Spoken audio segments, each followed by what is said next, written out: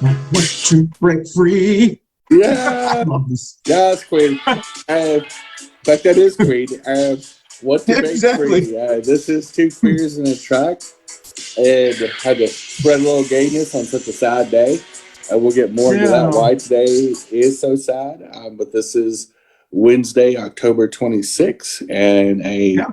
comedy legend and sitcom legend and stage and actor and a very well liked guy in Hollywood passed away today. And in fact, we'll talk about that on the third segment and talk about Leslie and what happened today. And some celebrities have weighed in. Of course, I reposted something on my Instagram that also feeds over my Instagram that a comedian, contemporary comedian and gay comedian, Brad Loki, posted a tribute on his deal and posted some of Leslie's pictures and so on and so forth. But it is a very sad day. And Yes. you're talking about somebody that has not only inspired a lot of LGBT people to be themselves, but has done a lot for LGBT charities, especially in the greater Los Angeles area. He grew up gay and Southern. So for us that grew up in Texas, Mississippi, and all those places, we could feel his pain. And but yet he put smiles on people's faces and broke through in a way that was very non-traditional and very out and very proud when other people told him to stand down. So we'll talk about more about him in section number 3. Obviously, we got more than just Leslie to talk about today, and we will get right into it with segment number 1. Welcome to Queers in a Truck. Welcome to well, I already said Two Queers in a Truck a couple times, but that's right. Two Queers in a Truck. Chris, we were talking, getting all weepy-eyed about Leslie.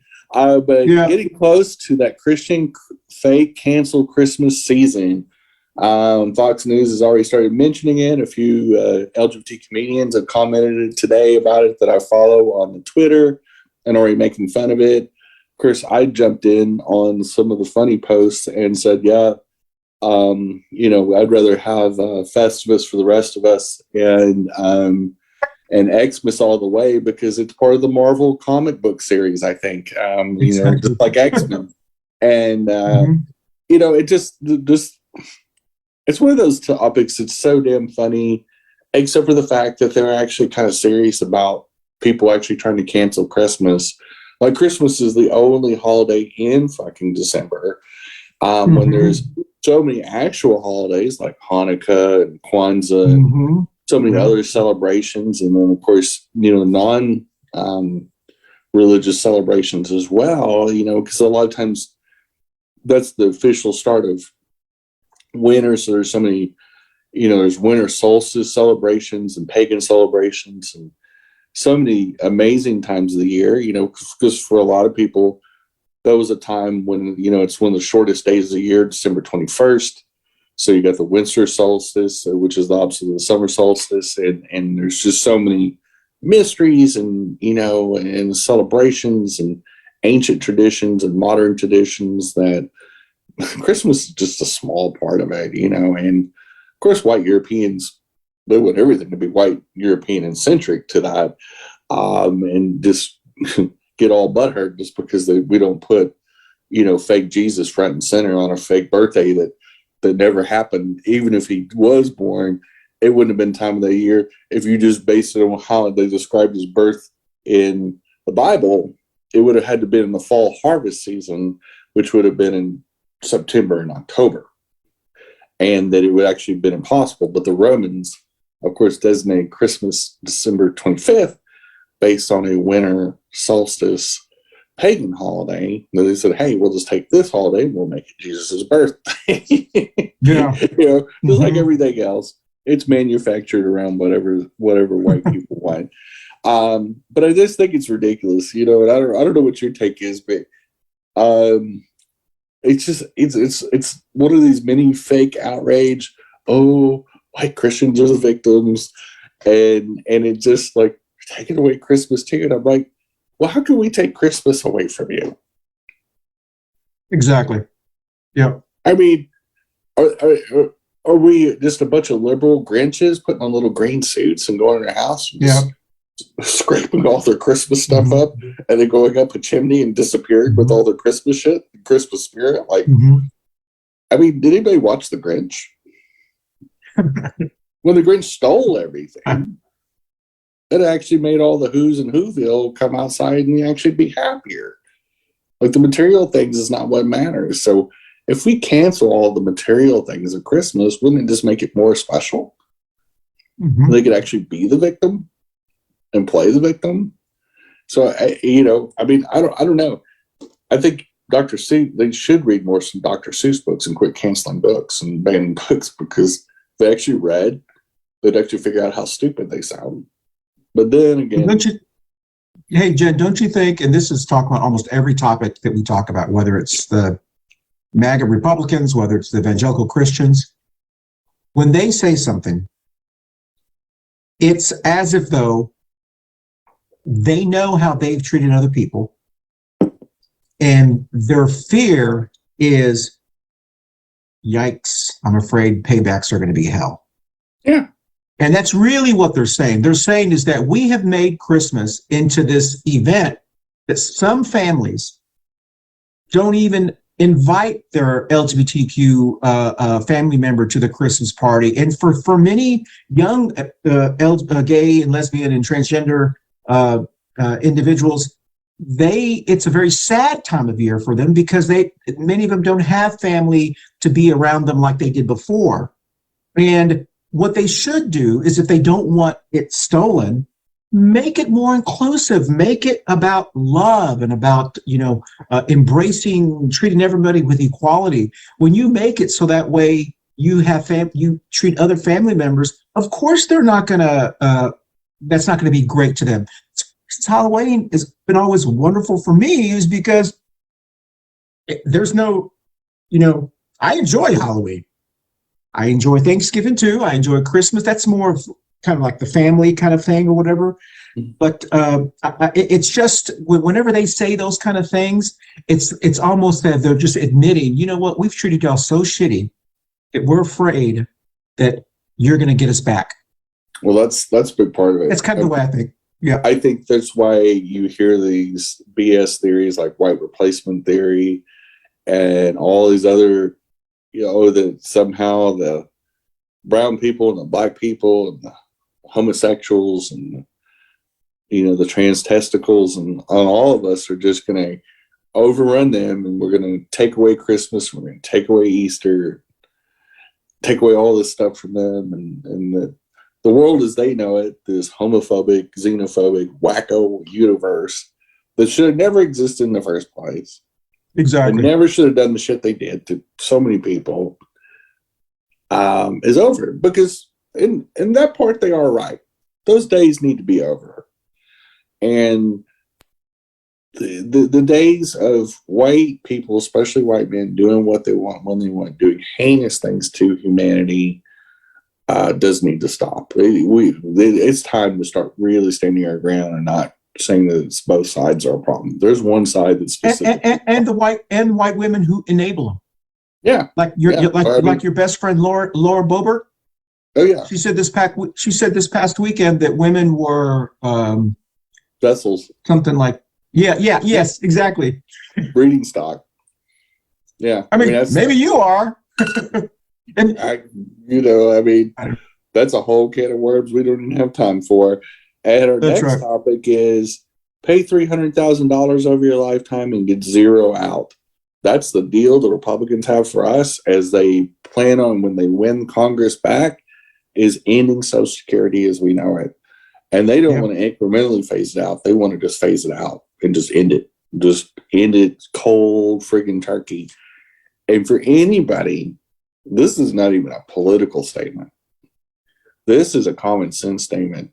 Social Security and Medicare and things like that have been a promise that we've had since the New Deal. Any politician, I don't care which party it is, that says that is a fucking asshole. And I mean, you're not just a little bit of an asshole. You're a fucking asshole that deserves bowel cancer and bleeding from the nose and the anus. I mean, to take that away and to threaten hardworking Americans that many that's what they're going to have to depend on from the time that they retire to even flinch at taking that away. You're a piece of shit. You really are a piece of shit. Like that asshole in Florida, Rick Scott, that ripped off Medicare, Medicaid for years as a CEO of a deal and should be in fucking prison for the rest of his life. He's such a piece of shit. Cost the taxpayers billions of dollars. Is now running on the platform that he wants to cancel Social Security. And a lot of Republicans are agreeing with him. I'm like, what the fuck is wrong with you? Like, who would actually cancel Social Security? I mean, you talk about the Grinch, you talk about canceling Christmas. You're canceling for people's ability to eat, to exist. And we already have enough economic problems in this country. We literally don't need to cancel Social Security.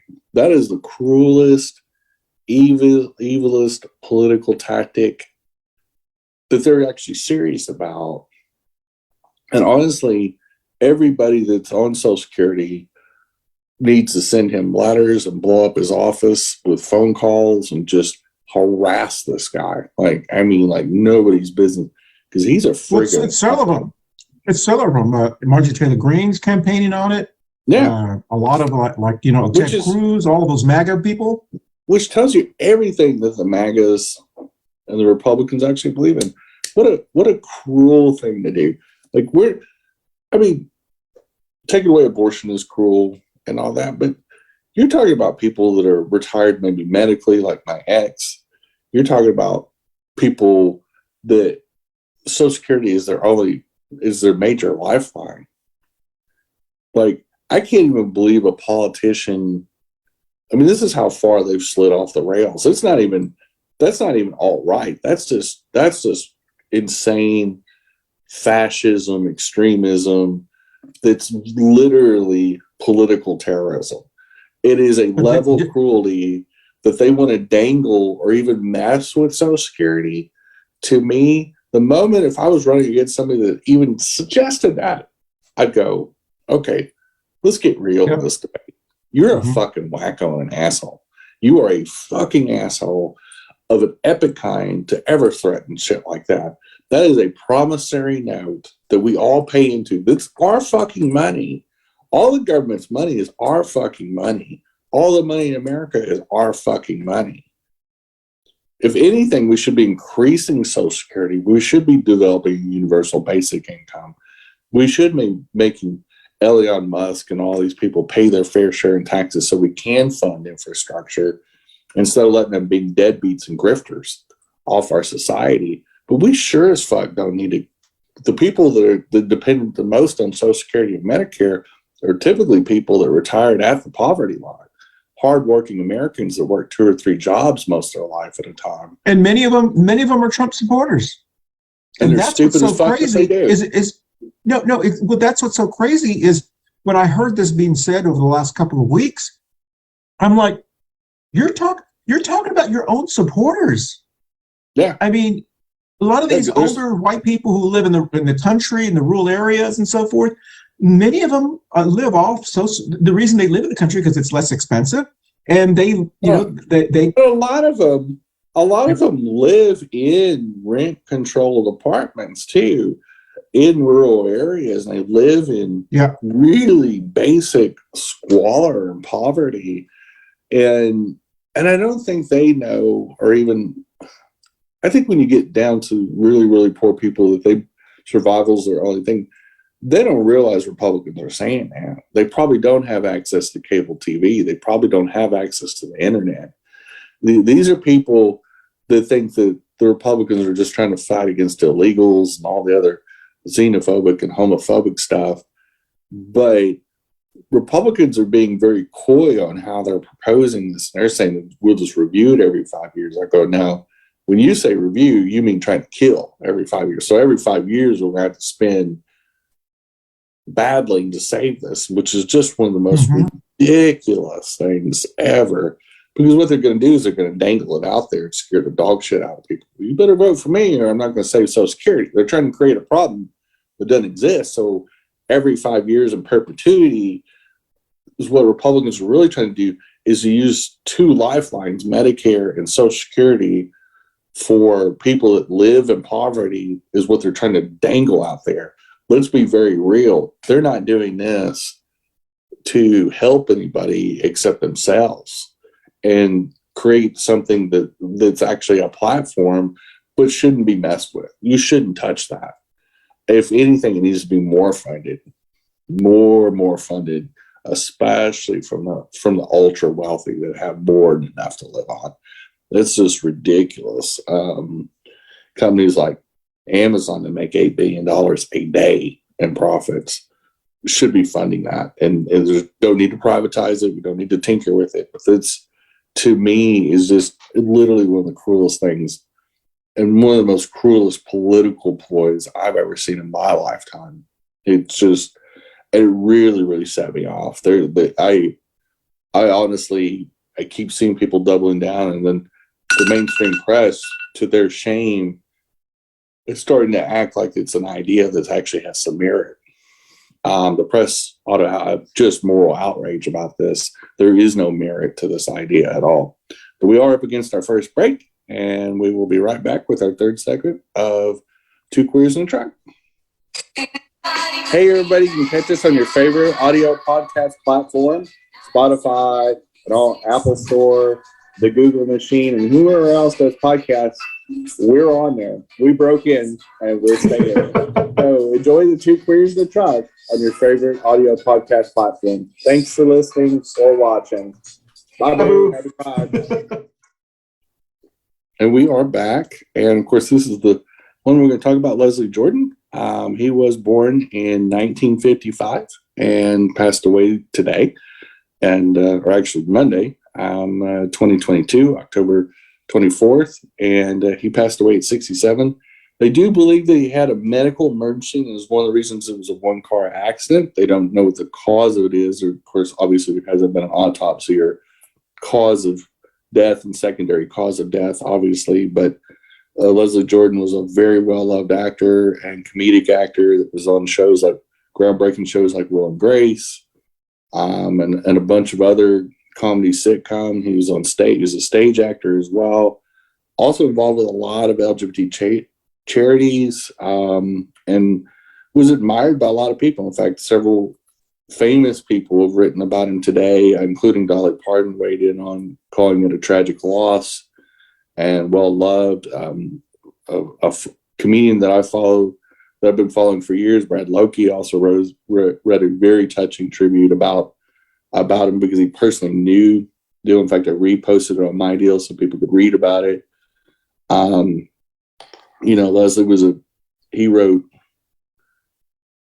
Leslie was a beacon for gay men, especially for those of us in the business. He was proof that when they tell us to tone it down and be less of your true self and blend in and play along, or you won't play at all, he proved them wrong. They were lying pricks, and he lit up a dark industry for himself and countless others. And he did it with a smile. He did it with grace and laughter. Brad said he felt honored to have known him for the last 15 years, and to where he will always be now, our rainbow in the sky, watching over us as he loved and inspired so many people, reminding us to always look up no matter what life will be like, and might always put us down. Rest in peace, Leslie Jordan. And he honestly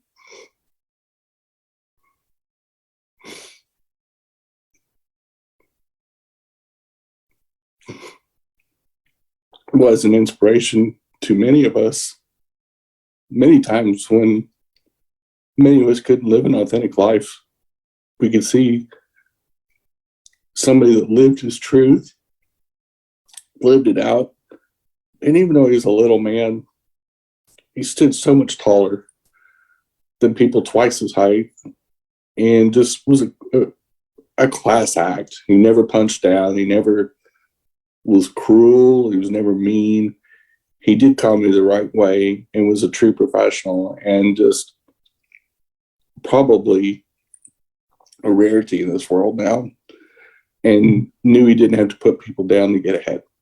And I think that's why so many people admired him, and just a one of a kind human being, and just funny as shit. I mean, his stuff during the pandemic, and he did some of these like twirling baton things and just ridiculous things you wouldn't expect a gay 65-year-old successful man to get on, but he did it to brighten people's days, and a whole new generation that maybe didn't know Leslie Jordan that well, because his heyday was probably, peak of career was probably more like about 20 years ago. Got to see him, got to see somebody like that again and go, oh, who is this guy? And then started rewatching some of these old shows and these older shows, and just, and guys like him and Jack Black that just, hey, they had nothing to do but entertain people, and that's what they love doing, make people smile, make people laugh. And, even in serious moments, you still had to, distract yourself or you'd go crazy.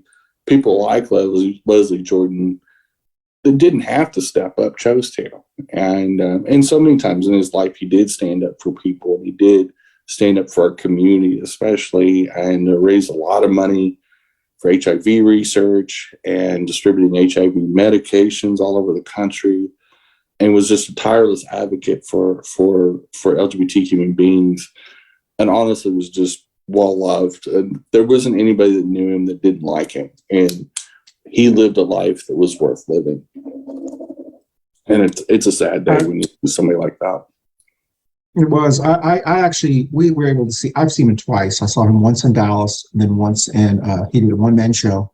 And then I also saw him in Atlanta. I did one-man shows on both of those. And he's naturally funny. And he gave up drinking, I think, when he was 40. And he kind of jokes about why he did it. And so when they had that VIP party afterwards, he didn't drink. He just walked around, just like, he talks about that too, about he'd like to just go home after the shows because there's no reason to sit around drinking because he doesn't drink.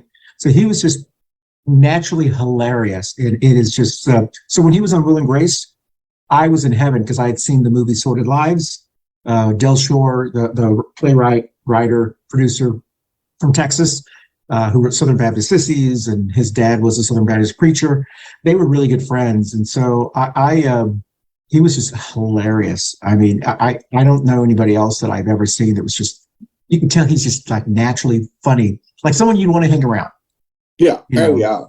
Just a big old Southern belle, big old Southern queen. Yeah. Just, we know people like that in our lives that are just, they can just walk and move their glasses and they'll make you laugh. And we've all known people like that. And he just a big old good-hearted human being that when they say, sometimes when they refer to people, they just don't make them like that anymore.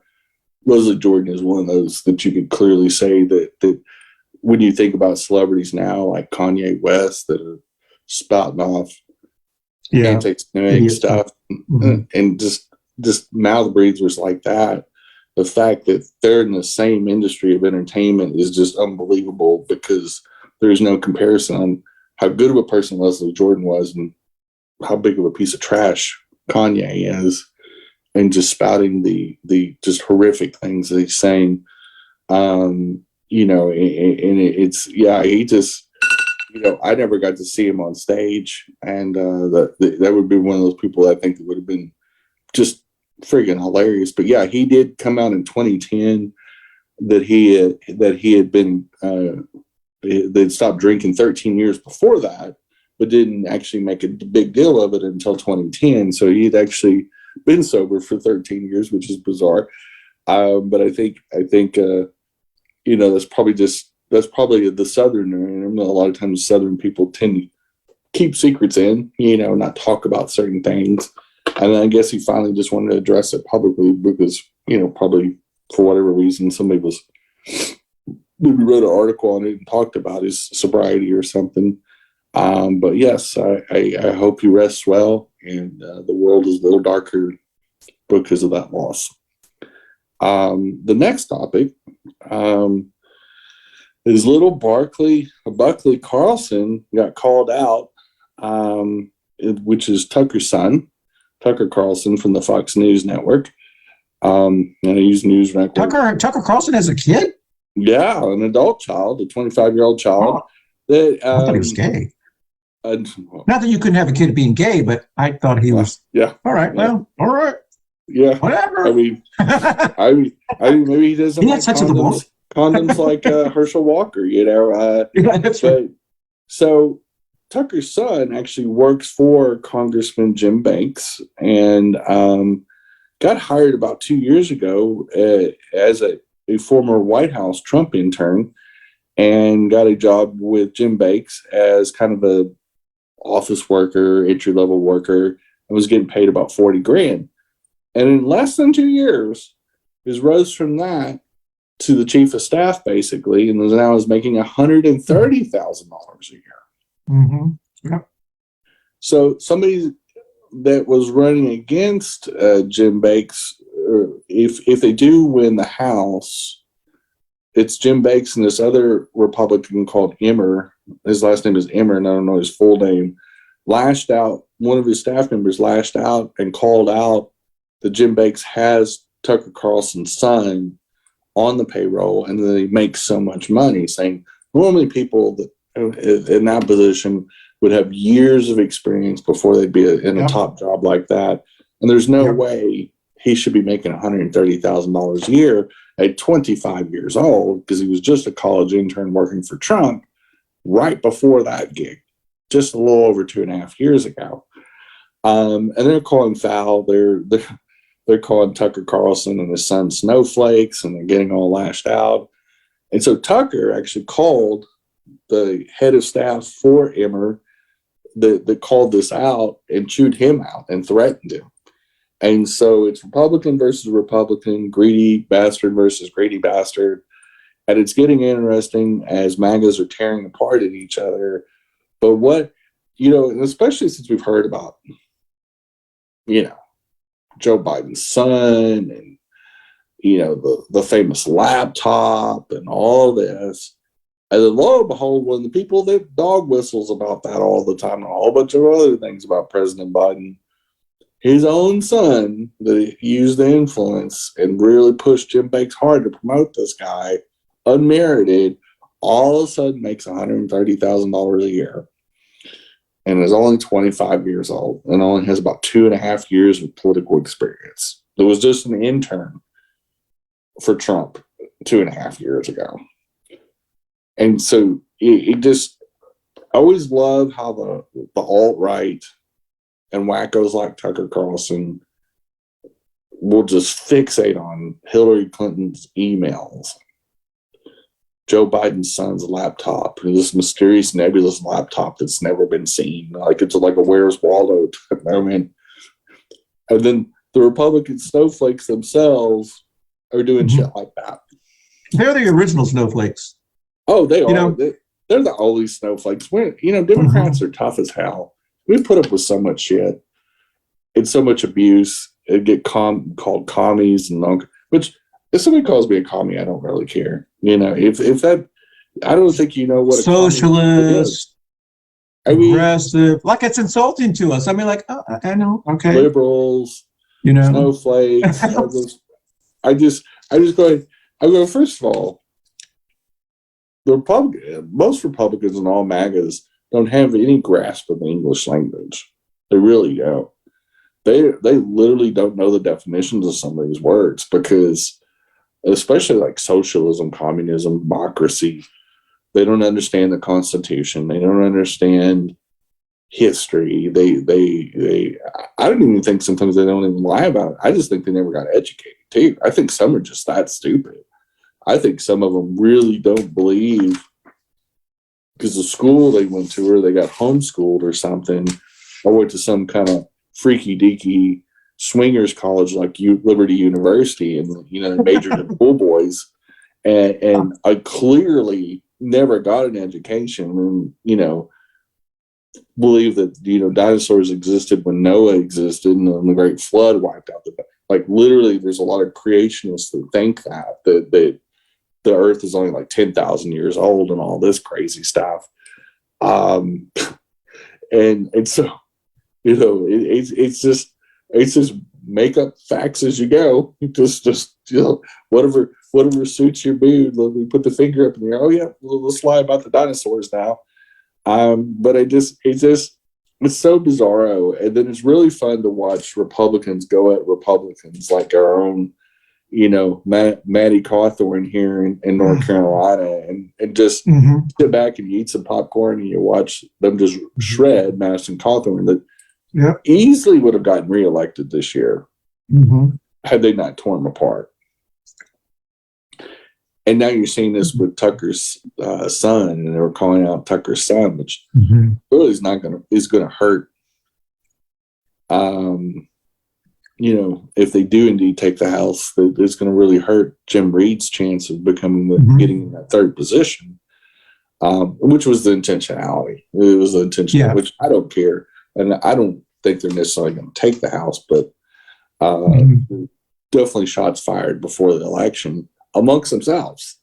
And I don't know, what do you think about Tucker's son making I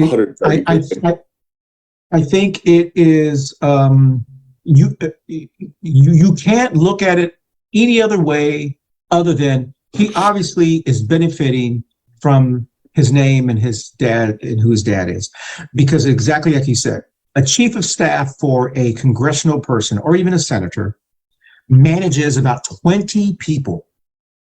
So you're right. Usually there's young ones, but they've had years of experience working under someone else, and then they take over as a chief of staff. When you talk about young, exactly. I've never seen them in their 20s before. It's very, very rare. I like their first real job. Yeah, exactly. Well, literally, his last job was an intern, and he goes from that to chief of staff of a congressperson in 2 years. That is incredibly. That's very rare. Very fortuitous. But then again, it's a mystery. I bet if his last name was Carlson, and he wouldn't. Didn't have those connections, probably not so much. A pretty amazing for a group that claims to drain the swamp here. But we're going to take our next break, and then we'll be right back with some more Two Queers in a Truck. Howdy, everyone. I'm Christian Cano with the Coffee and Pondusa Show, based out of Charlotte, North Carolina. I just want to remind everyone that we have less than 22 days, 22 days to vote on November the 8th. And I just want to urge everyone to get out there and vote. If you're not registered to vote, you can actually register, I believe, day of in North Carolina during early voting. But also, please remember to grab your neighbor, grab a tia, a tío, a mija, a mijo, grab someone who's eligible to vote and registered to vote, and take them out to vote. This election is so important, as every election is. But remember, you only have about 22 days left, so there's a link that's going to be on the bottom here.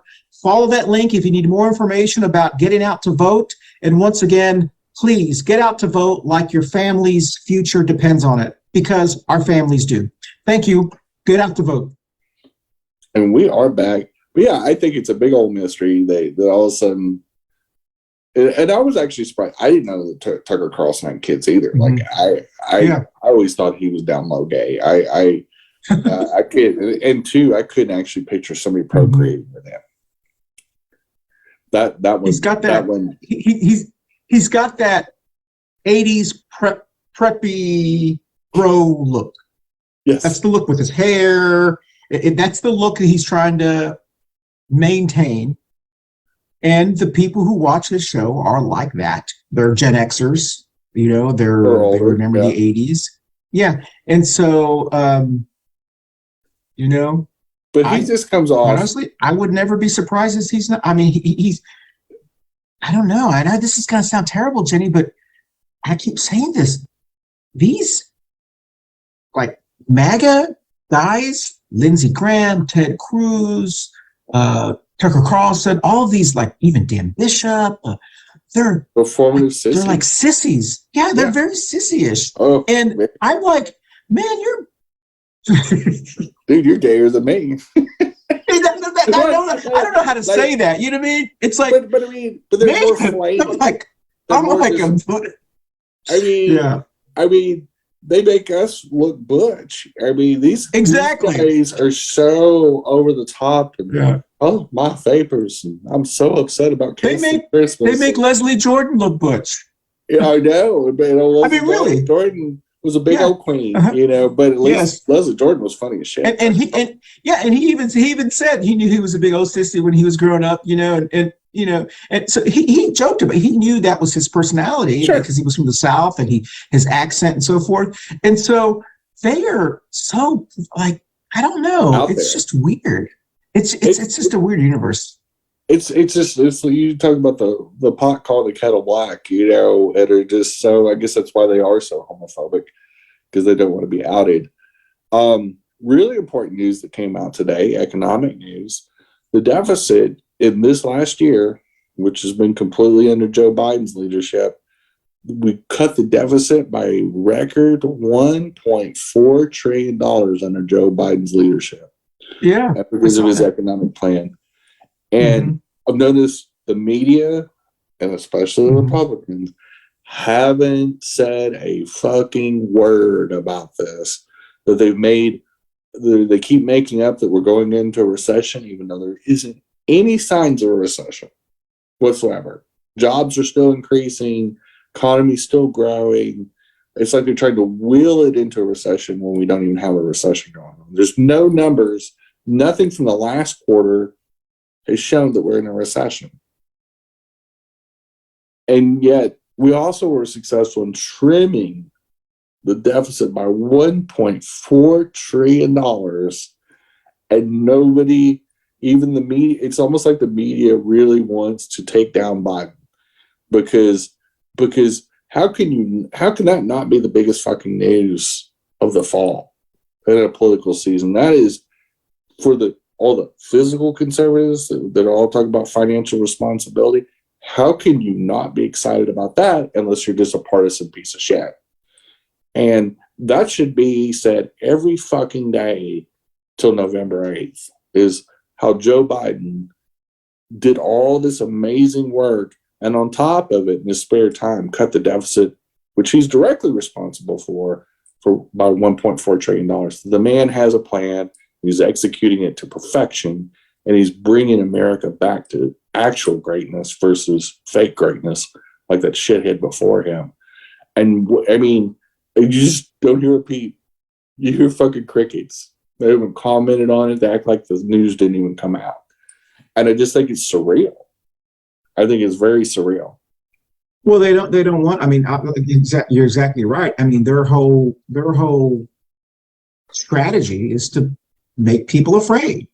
That's the strategy. And they don't, and they're not afraid of making you and me afraid. All they have to do is make their voters afraid enough to go vote. Yeah. That's really, so they will say anything they need to say.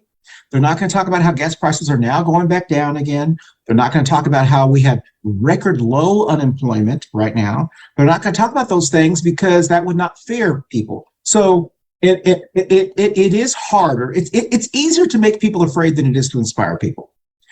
So that's why I love it when Trump speaks, because when Trump speaks, he takes the message away.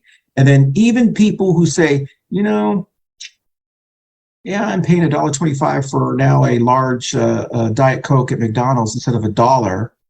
So I'm paying 25 cents more. And now I'm paying $1.25 at the dollar store instead of $1. I just don't want that dick back.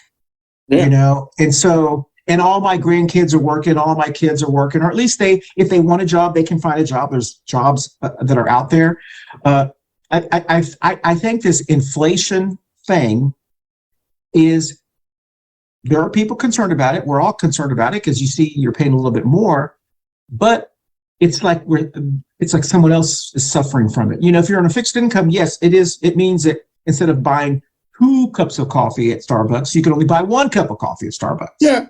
And here's my take on this. I mean, first of all, when we compare ourselves to other world economies, whether it's the UK or others, even though we've had inflation, we still have one of the lowest inflation rates indexed countries in the world. There's countries that have Great Britain, 80, 90% inflation. Most of Great 10% plus. Great Britain just went through 2 prime ministers because of their inflation. It's just like literally, this inflation thing, which is the only thing they hang their hat on. For one, let's address it with the people that cause the inflation, which is the biggest companies in our country. That also, mysteriously, they raised prices so that they had record profits in 2021, in 2020, that they've made sometimes 200 and 300% more profits during the global pandemic than they've ever made before. We had the highest amount of corporate profits in 2021 and the beginning of 2022 we've ever had in 50 years. Well, when you raise prices to make those profits, that causes inflation, pure and simple. And nobody talks about that. So it's people like Elon Musk, Amazon, Walmart, places like that raise prices. They didn't have to. Their costs were the same because that's why you get record profits. So if your costs don't change that much and you raise prices arbitrarily, you get record profits, just like the oil industry did. They didn't have to raise prices. They chose to. And they raised prices way before the higher price crude oil hit the refineries. That takes 90 to 180 days. And they raised prices overnight on gasoline. And so this was just all profiteering off wars and fucking pandemics and everything else. And there's just nothing true about it. But the funniest news of the day is our buddy, Cancun Cruz, visited the New York Yankee Stadium during a ball game this week. Oh. And the Bronx Bombers, the fans, welcomed him New York style, with shooting the finger, making jokes about Trump insulting his wife and then him sucking up to Trump. And he absolutely got Rochambeaued. They had to escort Cruz out pretty fucking fast. And the video, like, these guys are literally feet away from him, putting their middle finger right up in his face. He did not get a warm reception at all. Like, he got just obliterated by these Yankee fans, which makes me like the Yankees a little bit more. Never really been a fan, but I gotta appreciate the Bronx welcome he got. He got treated. Unfortunately, they didn't make it to the World Series. They lost to Houston. No, and he even wore Houston Astro colors too, and he was, and they were. Oh, I'm looking at the picture. He did. Why would he know? Because he's an ass. What did he think? I mean, what did he think they would? I mean, that would be like a Dallas Cowboy going to a Philadelphia Eagles game at the Lincoln Financial Field. You're gonna get booed. You're gonna get beer thrown on you. Yeah, it's like you got probably some of the most proud and aggressive fans in baseball history. And of course, you're also a well-hated douchebag, Republican douchebag, in a very democratic city. And it's just not even a real leader in the Republican Party. And just a weak, narcissistic goofball. And they obliterated. He got what he deserved. I mean, he shouldn't have been there. I mean, and you get what you get. But it's hilarious.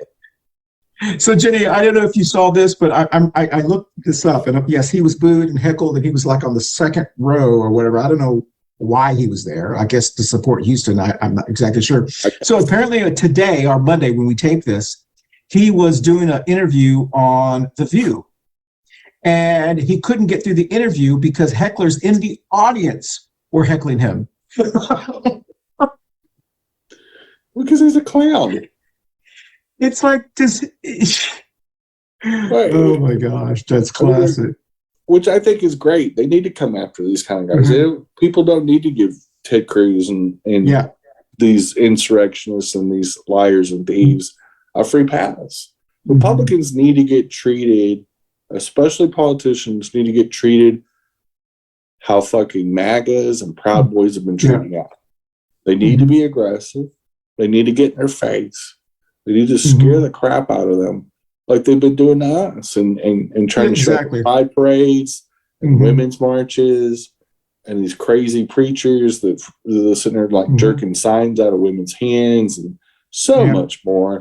And they're reflecting, and Kanye's inciting anti-Semitic rhetoric. You know, it's great. It's great to see it slung back. We need to see more of this. We need to see more aggression. And they may think twice about fueling the fires that they do. And like, what's his face from Missouri, when the people came and kumbaya'd around his house and got all scared and all, you know, the runner, you know, and he's like, oh, they're so terrible. They went and they lit little tea candles next to a tree in his yard. I just, you know, it just chanted a few things, and he made it sound like they bombed his house or something, you know. So I'm looking at the video of this person who was in that, like, not far from him when he was walking away. Right. People are booing him, and he's waving at him like to give the cameras the impression that they like him. So he's like just looking out into the sky, just like waving like this, when they're actually booing him because he knows the cameras are on it. Right. So I guess he thought that at least the photos would be him smiling. You know what I mean? I mean, it's just like so pathetic. But the same photos also caught at least two guys, and most of those photos were literally leaning over and shooting him in the finger. Yeah. So as much I saw that he was all performative, and he waved like he was running for president or something. And but you can't not see what they were really doing. Like, and then if it's video and not just a still picture, but if it's a video, you can clearly hear what these guys are saying. And it's more like they were dropping F-bombs, and they were making fun of him, making fun of his wife. They said, yeah, Trump called your wife ugly, and you kissed his ass, and you know, you're just an ass kisser, just fuck you, and go back to Texas. And I mean, they were brutal. I mean, they wasn't this normal sports kind of road. No, this was anger. This was anger at this dude. Hey, but also think about this, Jenny. This wasn't just a normal game. This was the American League Championship game in New York, where these are people who paid a lot of money for these tickets. So it's not like these are people who can afford these tickets. Right. Especially the ones sitting around him. That's classic. That's wonderful. That makes my day. I didn't know about this. You made my day. When I saw it, I said, we have to close out with this one, because it's so, like, it's made national news on Twitter and stuff like that. And so many people have reposted this video of him just getting eviscerated by the New York fans. And even people that don't like the Yankees, they're like, I may have to start liking the Yankees now because of this, like. So what do you think is going to happen when he goes to a Houston Astro game? Probably get the same thing. Apparently he was there to support Houston because he had the Houston Astro colors. I bet they boo him in Houston too. I don't think anybody likes this guy. This is the guy that, is the most annoying person in your class. He is the person that you want to stick his head in the toilet and flush it. You literally, he is the buzzkill of the party. He is the dopey, goofy ass, dumbass of every class, where you go, if you ask one more question, hold us late, and I get late to my next class, I'm kicking your ass after school. That guy. Yeah. He is just literally a tear in the condom. He is just a waste of $10 worth of chemicals. And how he got in Congress, it just makes me believe there's a lot of dumb people that live in Texas. I don't know how they vote for a turd like this. Like, how they voted for him over Beto is shocking. Because he barely won. Yeah, he barely won. In comparison to races, it was very, very close. And considering he was a former presidential candidate just 2 years before, it really was. I don't think he's going to win when he runs in 2 years. Yeah. Is it 4 years? 2 years, right? He's up for re-election in 2024.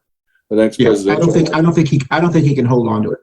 I think that there's going to be a Democrat in that seat. I think that is one of the seats they're eyeing, and he's very, very vulnerable. Yeah, especially if Beto beats Abbott, he's gonna be in a very, very vulnerable Senate seat, which is great because that's another Senate seat for the Democrats. So if this lady who's running for Attorney General, if she loses to Ken Paxton, which she may win this win because he's like the most vulnerable one there. If she loses, I see her in 2 years running against Ted Cruz because she's an attorney. She's very, very popular. She is, she is a Latina. She's very, people like her. And they hate, similar to Ken Paxton, they hate Ken Paxton, but they hate Ted Cruz more. People know Ted Cruz. So, well, and theoretically, she could still win that office this year and still run for Senate in 2 years. Yeah, she could. Yeah, that's right. I mean, it very well could come down to that could be just a stepping stone for a U.S. Senate just to get her more in the know. And the fact that a lot of people would love her just because she got rid of Paxton, which is universally hated by most human beings that have a brain. But on that note, we are going to break free and end the show. We're actually on time. As close as we're ever going to be. Bye, Boo. Bye, Boo. Hey, y'all. Thanks for watching Two Queers in a Truck on this last Wednesday of the month in October in spooky season. Be safe. Have a happy Halloween and enjoy some candy on me. Have a great day. I don't know what I'm doing. Bye, Boo.